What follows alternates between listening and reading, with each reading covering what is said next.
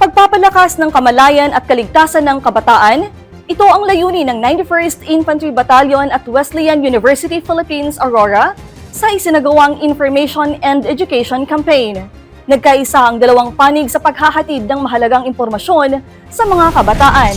Pinatatag ng 91st Infantry Sinagtala Battalion at Wesleyan University of the Philippines Aurora Campus ang kanilang partnership upang mapataas ang kamalayan ng kabataan sa pabansang seguridad at katulong sa pagpapanatili ng ligtas na kapaligiran sa paaralan. Ito ang naging sentro ng isinagawang courtesy call at coordination meeting noong August 12 kung saan nag-usap sina ni Lieutenant Colonel Michael Angelo G. Ramirez, commanding officer ng 91st Infantry Sinagtala Battalion, at Dr. Ferdinand E. Romano, School Administrator ng Wesleyan University of the Philippines Aurora. Tinalakay ng dalawang panig ang mga hakbang para mapalakas ang seguridad, proteksyon at information awareness ng mga estudyante, guro at buong school community. Bilang bahagi ng pagtutulungan, nilagdaan ang isang Memorandum of Agreement para sa pagsasagawa ng mga information awareness lecture tungkol sa West Philippine Sea, pati na rin sa mga programang nakatuon sa mga pag-iwas sa mga banta sa kabataan. Kabilang dito, ang Youth Awareness Campaign ay naglalayong tulungan ang mga estudyante na makilala at maging mapanuri sa mga paraan ng recruitment, paghihikayat at infiltration ng mga grupong nagsusulong ng karahasan.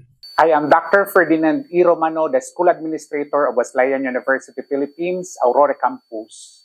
So this is really a big question regarding what pakikipag-collaborate namin sa 91st IB headed by Lieutenant Colonel Ramirez into Memorandum of Understanding or Agreement regarding with the West Philippine Sea.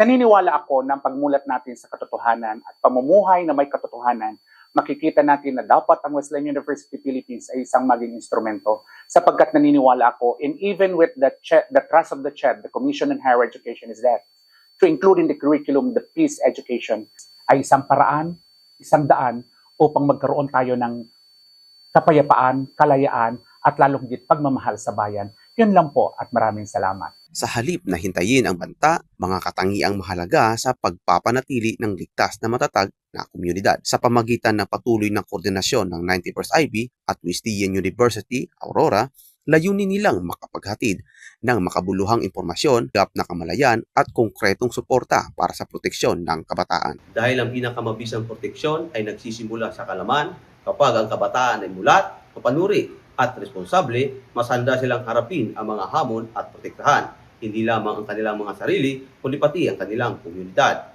Mula dito sa lalawigan ng Aurora, ako, si Raymark C. Ayon, ang inyong pamilyang kaugnay para sa matatag ng hukbong katiyan ng Pilipinas.